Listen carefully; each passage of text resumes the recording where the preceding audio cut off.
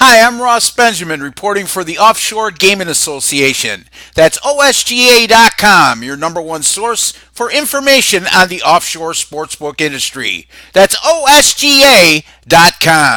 I'm going to be previewing Sunday's AFC wildcard round game between the Buffalo Bills and the Jacksonville Jaguars at Everbank Field in Jacksonville, 1:05 p.m. Eastern Time kickoff. Currently, as we speak, the bookmaker is showing Jacksonville as a 9-point favorite in this contest, and there's a posted total of 39.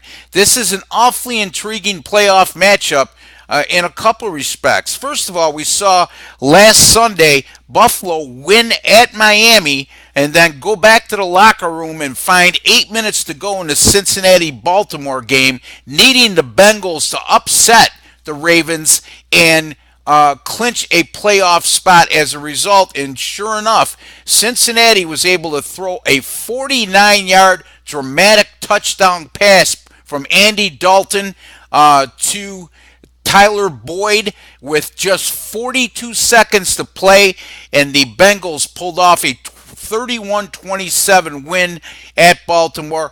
Hence, the Buffalo Bills made the playoffs. Why is that so intriguing? Well, Buffalo hasn't made the playoffs since the end of the 1999 regular season, and that broke a 17-year franchise playoff drought. On the other end, we have the Jacksonville Jaguars, who are the winners of the AFC South with a record of 10-6. They're the number 3 seed in the AFC, and this will be their first playoff appearance since 2008, or the end of the 2007 season, I should say, and it'll be their first home playoff game since January 7th of 2006. So neither one of these franchises have been in the postseason for quite a while. Plenty of anticipation from both fan bases, and certainly a lot of intrigue, as I mentioned before, in this matchup. Having said all that and getting down to the specifics of this game, this isn't a very good matchup for the Buffalo Bills. First of all, they're going to be facing the number one rush offense in the NFL. The Jacksonville Jaguars average 141 yards per game on the ground. Buffalo, on the other hand, has struggled against the run for the majority of the season, and they're currently ranked 29th out of 32 teams in stopping the run in the NFL. The Jaguars defensively are probably the best defensive team in the NFL overall, even though they're just number 2 in total defense. This is a Jaguars defense that sacked the quarterback 55 times this season. That's an NFL best. On the other hand, Buffalo has allowed an atrocious 47 sacks this year. So that doesn't bode well for Buffalo's offensive line against this dynamic Jacksonville front seven.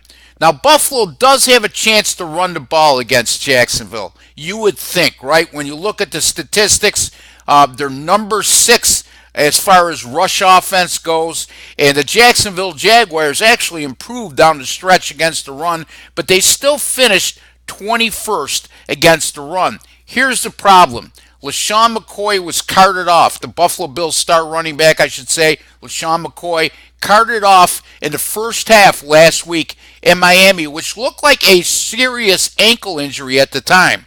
Yet, he's practiced on a limited basis on Thursday and Friday, and he's questionable to go.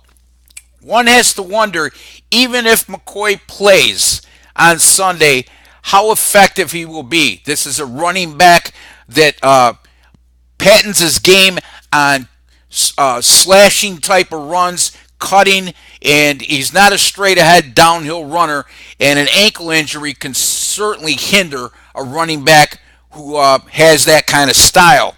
Now, if they don't go with McCoy, they're going to have little chance to run the ball against this Jacksonville defense, and Buffalo's pass offense has just been anemic this year. They're 31st in the NFL in passing the ball, and if they fall behind and they have to get one-dimensional against this front seven against Jacksonville and a Jacksonville defense that's forced 33 turnovers this year, this game could get very, very ugly.